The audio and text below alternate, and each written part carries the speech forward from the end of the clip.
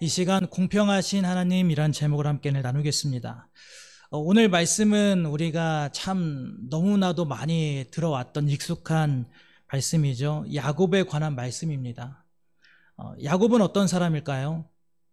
참 머리가 비상하죠. 영리하고 약삭 빠른 사람이었어요. 계산이 참 빠른 사람이었습니다. 그렇게 성경에서 소개가 되고 있죠. 오늘 본문 31장에 이르기까지 이 야곱과 에서 사이에 참 다난하고 파란만장한 사건들이 있었습니다. 우리가 익숙히 알듯이 떡과 팥죽으로 장자권을 사죠. 여러분, 누가 그런 생각을 할 수 있을까요? 누가 그런 생각을 감히 하겠습니까? 물론 장자권을 너무나도 가볍게 여기고 쉽게 넘겨버린 에서의 잘못이 1차적으로 가장 크다고 할 수 있겠지만요. 하지만 우리가 한편으로 생각해 본다면 형 에서가 사냥을 하고 돌아와서 얼마나 배가 고플까요? 그 배가 고픈 틈을 타서 가장 치사하고 치졸한 방법이죠. 그 맛있는 그 먹을 것을 이용하여서 장자권을 취득하려고 했던 이 야곱도 사실은 우리가 참 잘했어요 라고 할 수 있는 것은 아닙니다. 결국 아버지 이삭과 형을 속인 야곱은 장자 에서가 받아야 할 그 장자의 축복을 가로챘고 또 그 일을 계기로 인하여서 집에서 도망 나와서 오늘 본문의 배경이 되고 있는 삼촌 라반의 집으로 오게 된 것입니다. 지금까지의 내용만 봐도 야곱이 어떤 사람이에요? 자신이 한번 마음에 먹고 가지고자 하는 그런 원하는 것이 있다라면은 그래요. 충분히 형은 속일 수 있습니다. 그러나 어떻게 감히 아버지 속이겠습니까? 그러나 아버지까지도 속인 그런 아주 영악하고 약삭빠르면서도 어떻게 보면 참 좋게 표현하면 영리한 사람이라고도 우리 할 수 있겠죠. 속임수에 능했던 야곱입니다. 그러나 재미있는 것은요, 야곱이 삼촌 라반의 집에 와서는 거꾸로 역전이 되죠. 삼촌에게 속임을 당하게 되더라는 거예요. 속이고 나서 왔더니 자신이 속임을 당합니다. 삼촌이자 나중에 후에 장인 어른이 되는 라반은 끊임없이 야곱을 속이게 되고 또 부당한 처사를 계속해서 내리게 되죠. 야곱이 어떤 사람이에요? 참 약삭빠르고 그 영리하고 머리가 비상한 사람인데 가만히 당할 야곱이 아니겠죠. 그런데 이상합니다. 야곱이요, 삼촌에게 그렇게 여러 가지로 당하고 또 당하면서도 가만히 있는 겁니다. 그냥 그대로 당해주고 속이면은 속아 넘어가주더라는 것이죠. 야곱이요, 달라진 것입니다. 예전 같으면은 막 머리를 굴려서 장꾀를 부리고 삼촌이 자신에게 거짓말을 하면은 그 거짓말을 당하는 것처럼 해서 반대로 또 역으로 거짓말하면서 철저하게 그 자신의 이득을 취하여야 하는데 지금은 너무나도 이상하리만큼 너무나도 성실하고 이전에 보이지 않았던 모습이 보이는 거예요. 성실하고 또 충실하고 또 우리가 어떻게 보면 참 미련스럽게까지 일을 하면서 삼촌을 섬기더라는 겁니다. 그런데 재밌는 것은요, 그렇게 삼촌에게 당하고 또 당하면서 어리석게 그렇게 아무 말 없이 일을 하지만 결과적으로는 손해가 아니더라는 것이죠. 우리는 이미 야곱의 이야기를 다 알고 있습니다. 결말이 뭐예요? 야곱이요, 절대로 손해를 보지 않았다라는 거예요. 오늘 우리가 말씀 가운데 깨달아야 하는 것이 바로 이겁니다. 형 에서에게서 기회를 틈타서 약삭빠르고 머리를 영리하게 군다라고 해서 야곱이 최고의 좋은 것을 얻는 것도 아니고요. 또 반대로 야곱이 억울하게 미련스럽게까지 삼촌을 섬겼다라고 해서 그것은 야곱의 인생에 있어서 참 잘못된 선택이고 어리석은 선택이고 그래서 결국은 손해를 보다가 망했다라는 것이 아니라는 겁니다. 그러면 과연 하나님께서는 이 야곱의 삶 가운데 어떻게 역사하셨을까요? 분명히 라반의 집에 오기 전까지는 야곱은 그닥 믿음의 사람은 아니었어요. 그렇게 보이지 않았습니다. 그런데 야곱을 하나님께서 어떻게 다듬어 가셨고 어떻게 그런 믿음의 계보로 이어가셨을까요? 야곱은 라반의 집에서 일하는 동안 계속해서 아버지의 집이 있는 가나안 땅으로 돌아가기를 계속해서 소망했습니다. 왜냐하면 처음에 삼촌 라반의 집에 온 것이 어떻게 온 것이죠? 자신을 죽이려고 했던, 너무나도 그 분노와 살기가 가득했던 형 에서를 피해서 어쩔 수 없이 도망쳐 나왔던 거였지, 자신의 의지대로 삶의 터전을 잡기 위해서 라반의 집으로 온 것이 아니었기 때문이었어요. 그래서 늘 아버지의 집을 그리워하였고 고향 땅을 그리워했습니다. 그런데 삼촌이 보내주지를 않는 거예요. 그동안 열심히 부지런히 그렇게 성실하게 일을 했지만 제대로 품삯을 주지도 않았습니다. 그러다가 여차저차해서 야곱이 내린 결정이 뭐였냐면요, 그러면 라반이 없는 틈을 타서, 장인 어른이 없는 틈을 타서 우리가 도망가자, 이거였어요. 그래서 야곱은 부당 이득을 챙겨서가 아니라요, 절대로 그런 것이 아니라 그동안 자신이 열심히 성실하게 일한 만큼 그 정당한 자신의 품삯과 재산을 챙겨서 식구들과 가나안으로 도망치듯이 떠나려고 하는 그 장면이 바로 오늘 본문의 말씀이 이르기까지의 대략적인 스토리입니다. 여러분, 그런데 사실 야곱이요 잘못한 것이 하나도 없어요. 물론 이제 고향 땅에서는 아버지와 형에게 잘못을 했지만 라반의 집에서는 전혀 그러지 않았거든요. 그런데 왜 몰래 도망치듯이 나와야 했을까요? 그 힌트가 오늘 31장 1절에 나옵니다. 오늘 1절 말씀을 같이 합독합니다. 시작. 야곱이 라반의 아들들이 하는 말을 들은즉 야곱이 우리 아버지의 소유를 다 빼앗고 우리 아버지의 소유로 말미암아 이 모든 재물을 모았다 하는지라. 아멘. 이게 지금 누가 하는 말입니까? 라반의 아들들이 하는 이야기예요. 야곱이, 저 배은망덕한 놈이 우리 아버지의 소유를 다 빼앗았다. 지금 저놈이 가지고 있는 소유는 다 우리 아버지의 등골을 다 빼먹어서 부당하게 모은 거다, 이렇게 지금 이야기하고 있는 거죠. 여러분, 그런데 실제로 야곱이 라반을 속이거나 라반의 재산을 억지로 빼앗았습니까? 아니죠. 아닙니다. 그런데 왜 야곱이 이 도둑놈이라는 이런 오해와 오명과 그런 모함을 받게 되었을까요? 그 시작이 어디였냐면요, 라반의 욕심이었습니다. 사실 야곱이 그 이전에 자신의 집에서 실수한 것도 욕심 때문이었죠. 여기서도 마찬가지입니다. 라반의 욕심 때문이었어요.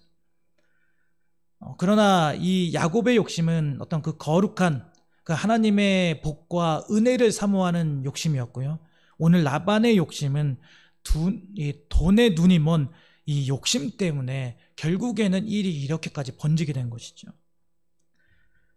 야곱은 자신이 원하지는 않았지만 우리가 알고 있는 대로 2명의 아내를 얻게 됩니다. 삼촌의 철저한 계략에 의해서 먼저 레아를 아내로 맞아들이게 되고 그 다음에는 정말 사랑했던 라헬을 얻게 되지 않습니까? 그렇게 아내를 얻는 과정 속에서 야곱은 무려 14년이라는 시간 동안 라반의 집에서 노동을 하게 되었고, 마침내 사랑하는 아내 라헬과의 사이에서 요셉을 낳게 되었을 때 라반에게 이야기합니다. 이제는 그만 고향으로 돌아가고 싶습니다. 보내주십시오. 요청을 했어요. 그런데 라반의 입장에서는 야곱이 고향 땅으로 돌아가는 것은 상당히 손해였습니다. 그래서 야곱에게 이런 제안을 해요. 창세기 30장 27절과 28절 우리 화면 보면서 같이 합독합니다. 시작.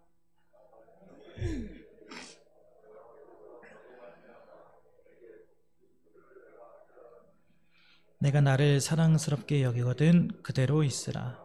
또 이르되 내 품삯을 정하라. 내가 그것을 주리라. 아멘. 이게 무슨 말입니까?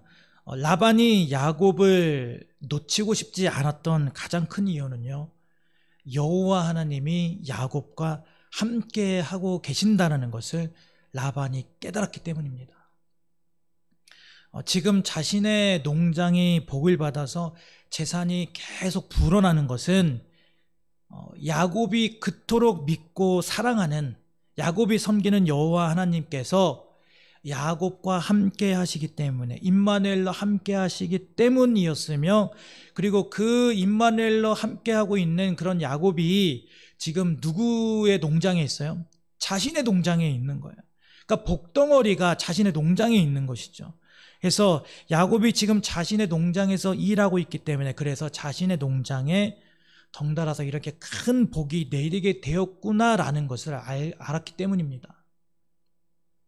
하나님의 복을 많이 받고 있는 너가 우리 집에서 일을 하니까 네 덕분에 나까지 덩달아서 복을 받는구나. 그러니까 보내고 싶지 않은 것이죠. 그래서 야곱아, 네가 달라는 대로 내가 품삯을 다 줄 테니까 한번 이야기해봐라. 얼마나 줄까? 뭘 줄까? 이야기하는 거예요. 여러분, 야곱에게 얼마나 좋은 기회입니까? 여러분, 야곱이 어떤 사람이에요? 정말 계산적인 사람이고요, 잔머리에 능한 사람이고요, 머리가 비상한 사람이에요. 최대한 많은 것을 뜯어낼 수 있는 그런 머리를 가진 사람이죠. 저 같으면요, 이것저것 다 달라고 했을 거예요. 집도 사주시고요, 그리고 차도 사주시고요, 요즘에 주식을 많이 한다는 저 주식도 좀 사주시고요, 농장도 사주시고요, 상가 건물도 사주시고요. 저 한번 건물주 한번 해보고 싶습니다. 요즘 조물주 위에 건물주라는데 건물주 한번 해보고 싶습니다. 엄청나게 저 같으면 요구를 했을 거예요. 그런데 야곱이요, 그 좋은 기회를 바보처럼 미련하게 사용해버리는 겁니다. 양 중에서 아롱진 것과 점 있는 것과 검은 것, 그리고 염소 중에서 점 있는 것과 아롱진 것을 가려내서 딱 그것들만 제 소유로 삼겠습니다. 그것만 주시면 됩니다 라는 것이죠. 어처구니 없는 결정을 합니다. 일반적으로요, 이 고대 근동 지역에서 기르는 양들은 대다수가 하얀 양이었습니다. 그리고 염소들은요, 대다수가 이 검정색이거나 아니면은 검정과 가까운 굉장히 짙은 어두운 갈색이었다라고 해요.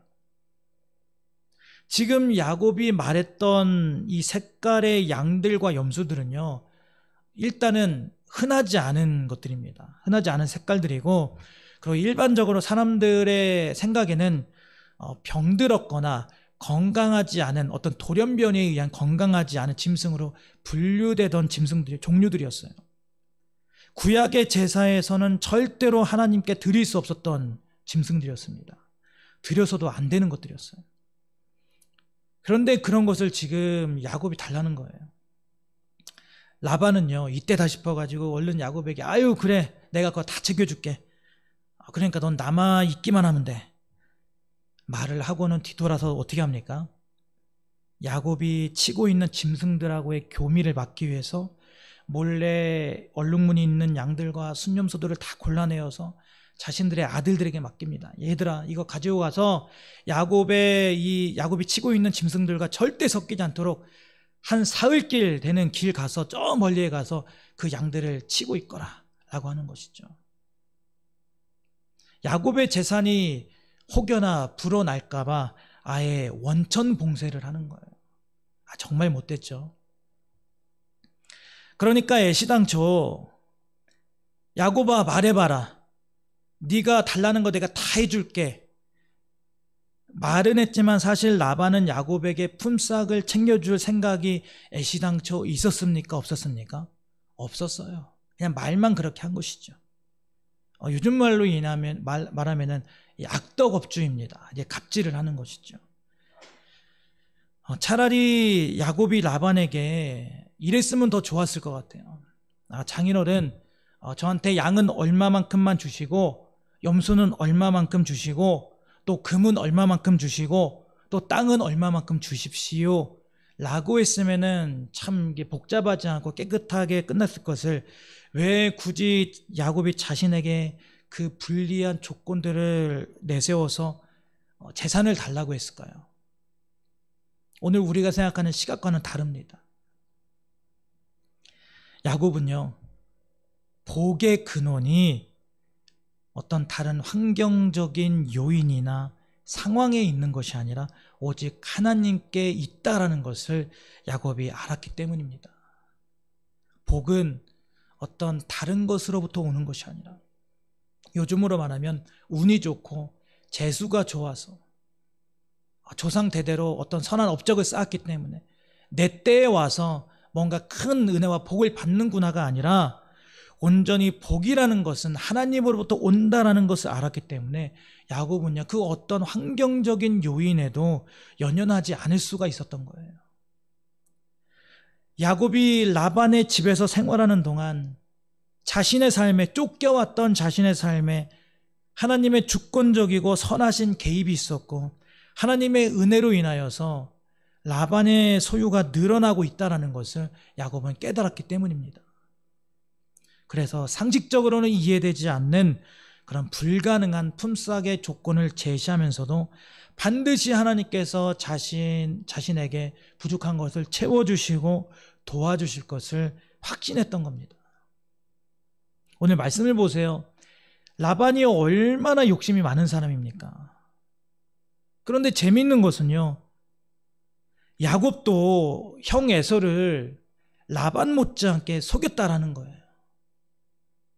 어떻게 보면 이 성경에 나와 있는 이 야곱에 관련된 스토리에서요, 제일 불쌍한 사람은 누굽니까? 우리가 한편으로 생각하면 에서예요. 에서.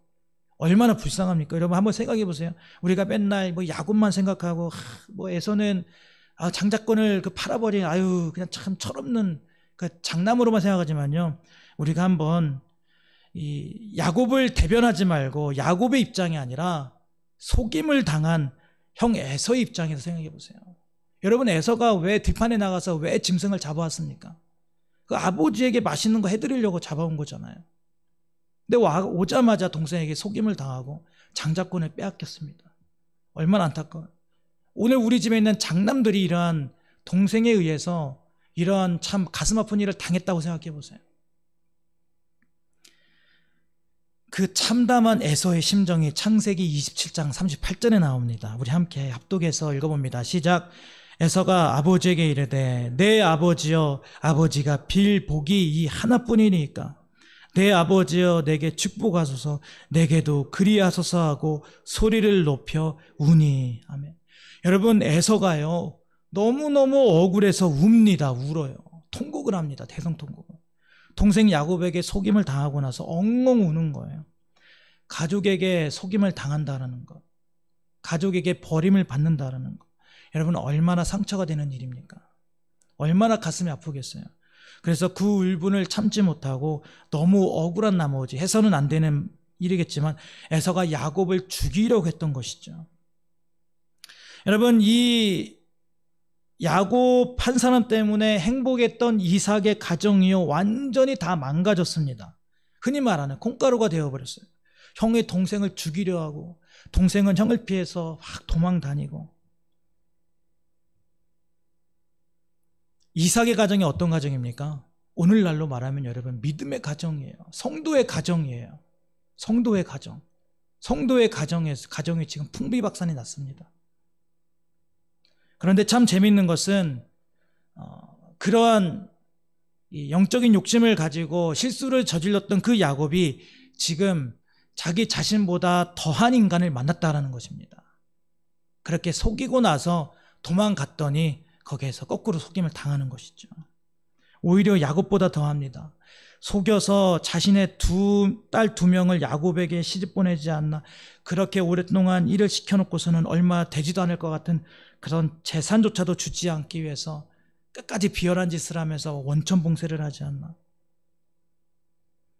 여러분, 하나님이 이러한 참 복잡한 이 야곱의 인생에서 지금 어떻게 일하고 계십니까? 야곱보다 더한 인간을 만나게 하시는 거예요. 자신보다 더한 인간을 만나게 하시고 나서는 속임을 당한 사람의 입장이 어떤지, 그 얼마나 참담한지를, 그 마음을 깨닫게 하셨어요. 그리고 사람이 떼어먹은 것을 하나님이 대신 갚아주심으로써 실수한 자녀를 포기하지 않으시고 끝까지 도우시며 동행하시는 그런 하나님이심을 경험하게 하십니다. 그렇게 야곱은 거기에서 진정한 하나님의 사람으로 다듬어지기 시작하는 거예요. 라반을 보세요. 어떻게든 야곱에게 한 마리라도 덜 주려고 얼룩무늬 있는 양과 염소들을 다 자기의 아들들에게로 따로 빼돌리지 않습니까? 이제 남은 양과 염소는요, 얼룩무늬 없는 양과 얼룩무늬 없는 염소만 남은 거예요. 흰 암양과 흰 순양 사이에서 새끼를 낳으면은 여러분 어떤 양이 나오겠습니까? 흰 양이 나오겠죠. 당연히 흰 양입니다. 뭐 둘 중에 암놈이든 순놈이든 얼룩무늬 양이 있어야 얼룩무늬 새끼가 나올 확률이 있을 거 아니에요. 그러나 우리의 일반적인 상식과 자연의 섭리와는 다르게 하나님께서 튼튼하고 건강한 양들과 염소들은 모조리 다 얼룩무늬로 태어나게 하셔서 야곱의 재산이 되게 하셨다라는 것입니다. 라반이 비열한 방법을 통하여서 재산을 취득하려고 했지만 하나님께서는 일반적이고 상식적인 그런 방법들을 다 뛰어넘어서 야곱의 손해본 모든 것을 하나님께서 대신 채워주시더라는 거예요. 사람이 떼어먹으려고 했던 것을, 그 야곱의 몫을 누가 챙겨주셨습니까? 하나님이 챙겨주셨어요. 오늘 9절 말씀을 보세요. 9절 말씀을 같이 합독합니다. 시작. 하나님이 이같이 그대들의 아버지의 가축을 빼앗아 내게 주셨느니라. 아멘. 그러면 여러분, 야곱이 굉장히 뺀질뺀질거리면서 불성실하게 일했는데 하나님께서 떡하니 은혜를 야곱에게 주셨을까요? 아니요. 아니었어요. 옛날 같으면 그랬을 수도 있습니다. 그러나 야곱이 달라졌어요. 야곱은요, 엄청나게 성실하게 일했습니다. 그러나 라반은 그렇게 계속 속아주고 있는 야곱을 비웃기라도 하듯이 오늘 7절 품삯을 10번이나 변경하고 속였던 것이죠. 그걸 하나님이 갚아주신 거예요. 공평하게 해주신 겁니다. 여러분, 우리 삶의 현장에서 땀 흘리면서 성실하게 최선을 다해 일하는 것을 하나님이 다 보고 계시는 줄로 믿습니다. 여러분, 하나님은 다 아세요. 우리가 불공평을 당하고 우리가 억울함을 당하게 될 때 그마저도 하나님은 다 아신다라는 거예요. 그래서 우리는 언제나 누구 앞에서 살아가야 합니까? 하나님 앞에서 살아가는 거예요. 코람데오. 하나님 앞에서, 하나님의 존전 앞에서. 그러면 언젠가 그 결산의 때, 하나님이 정하신 그 결산의 때 하나님께서 기억하여 주시고 다 갚아주실 줄로 믿습니다. 남들이 보기에 참 미련해 보이고 손해보는 것 같아 보여도 우리는 마음에 늘 이래야 돼요. 하나님 아시죠? 하나님 다 보고 계시죠? 하나님 앞에서 제가 정직하게 살겠습니다. 하나님, 제가 성실하게 일하겠습니다. 하나님, 제가 정말 복음 앞에서 부끄럽지 않게 살겠습니다. 이러한 고백으로 살아가실 수 있기를 바랍니다. 야곱은 그렇게 라반의 집에서요, 또다시 6년을 더 일하면서 오히려 부자가 됩니다. 부자가 되었고 야곱의 재산이 막 기하급수적으로 불어나니까요, 오늘 1절 말씀처럼 이 라반의 아들들에게 불만이 생긴 거예요. 오늘 1절 말씀처럼. 그러다 보니까 자신을 대하는 이 라반의 태도가 또 예전과 같지 않다라는 것을 오늘 2절에서 느낍니다. 2절. 야곱이 라반의 안색을 본즉 자기에게 대하여 전과 같지 아니하더라. 불과 얼마 전만 하더라도 네가 우리 집에서 일을 하니까 네가 하나님의 복을 받으면서 나도 덩달아 복을 받는구나. 말만 해라 내가 다 챙겨주겠다 했던 그 라반의 태도가 바뀌는 것이죠. 그래서 야곱이요, 이제 떠날 때가 됐구나. 이제 떠날 때다 생각하게 된 겁니다. 거기에다가 오늘 3절에 보면 고향으로 돌아가라는 하나님의 명령까지 받게 되면서 이제 확신을 하게 되는 것이죠. 여러분, 제가 앞에서 말씀드렸던 거 기억하십니까? 형 에서에게서 기회를 틈타서 약삭 빠르고 영리하게 군달하게 해서 인생의 최고의 좋은 것을 무조건 얻는 것도 아니고 반대로 억울하고 미련하게 삼촌을 섬겼다라고 해서 무조건 다 손해보는 것은 아니다라고 말씀드린 거 기억하시죠? 그러면 하나님께서 야곱의 삶에서 어떻게 역사하셨습니까? 하나님은 선한 뜻을 가지고 개입하셔서 공평하게 하셨어요. 사실 공평하기보다는요, 야곱에게 이루 말할 수 없는 은혜와 복을 주셨다라는 것이죠. 분명히 하나님은 공평하신 하나님입니다. 그것은 절대로 변하지 않는 진리이죠. 하나님은 공평하신 분이에요. 그러나 우리가 믿음으로 생각해 본다면 사실 하나님은 하나님의 자녀에게 늘 쏠려 있고 하나님의 자녀에게 늘 마음이 가 있고 하나님의 뜻이 가 있다라는 것을 우리가 그 마음을 느낄 수가 있죠. 이게 바로 하나님의 은혜와 사랑인 줄로 믿습니다. 그렇다면 하나님은 오늘 저와 여러분의 삶에서 어떻게 역사하실까요? 우리 삶에 하나님의 이 역사가 미치지 않은 것은 하나도 없죠. 조금도 없습니다. 하나님의 역사가 다 미쳐져 있어요. 일일이. 그러나 우리는 정확하게 일일이 자세하게 다 알 수는 없습니다. 하지만 달라진 오늘의 이 야곱과 같이 더 이상은 자신의 과오를 반복하지 않고 하나님 앞에서 정직하고 성실하게 최선을 다해 살아가면서 하나님을 인정하면서 살아간다면 하나님은 반드시 은혜와 복으로 우리에게 갚아주실 줄로 믿습니다. 여러분, 아직도 혹시 마음 가운데 하나님의 공평함이 나에게는 조금 부족한 것 같다, 적다라고 생각하십니까? 우리에게 이미 아무것도 하지 않았지만 우리를 택정하사 우리를 구원하여 주신 그 구원의 은혜로 하나님은 이미 공평 이상의 은혜로 우리에게 채워주신 줄로 믿습니다. 생각해 보세요. 보이지 않는 하나님, 손으로 만져지지 않는 하나님, 그러나 그런 하나님을 우리가 믿고 고백한다라는 것, 그분을 내 삶의 주인으로 모시고 살아간다라는 것, 이것은 하나님께서 우리 일상에 주신 우리 인생의 가장 큰 기적과 은혜와 선물인 줄로 믿습니다. 예수 그리스도의 십자가를 통하여서 우리의 모든 죄를 용서해 주신 것, 그것 자체가 이미 공평 이상의 은혜를 하나님께서 우리에게 부어주신 것이죠. 여러분, 우리가 하나님 앞에서 이 방법이 좋을까 저 방법이 좋을까, 이게 더 이득일까 저게 더 이득일까 저울질하지 않기를 바랍니다. 공평하신 하나님이심을 믿고 하나님의 방법으로, 내 삶에서 가장 선한 하나님의 방법으로 하나님의 뜻으로 살아갈 수 있는 저와 여러분이 될 수 있길 바랍니다. 혹여나 우리와 다른 생각을 가지고 우리와 전혀 다른 가치관을 가진 사람들이 마치 오늘 라반처럼 억지를 부리고 막 기상천외한 방법을 다 동원하여서 남의 것을 갈취하고 내 것을 갈취하고 부당 이득을 취한다고 하더라도 거기에 내가 동조를 하거나 똑같은 사람이 되어서는 안 된다는 것입니다. 주님, 차라리 제가 손해를 보겠습니다. 주님, 누가 알아주지 않아도 부당한 처우를 제가 받아도요, 하나님, 제가 저들을 불쌍하게 여기며 제가 참겠습니다. 제가 양보하겠습니다. 다른 사람은 몰라도 하나님은 아신다라는 거, 주님, 제가 믿습니다. 하나님이 갚아주실 거 믿습니다. 하나님이 내 마음을 위로하여 주실 걸 믿습니다. 여러분, 억울하고 힘들수록 공평하신 주께 있습니다 라는 이러한 고백으로 우리가 하루하루 살아가면서 공평하신 하나님의 은혜와 복을 경험하시는 저와 여러분 모두가 되실 수 있기를 주님의 이름으로 간절히 소망합니다.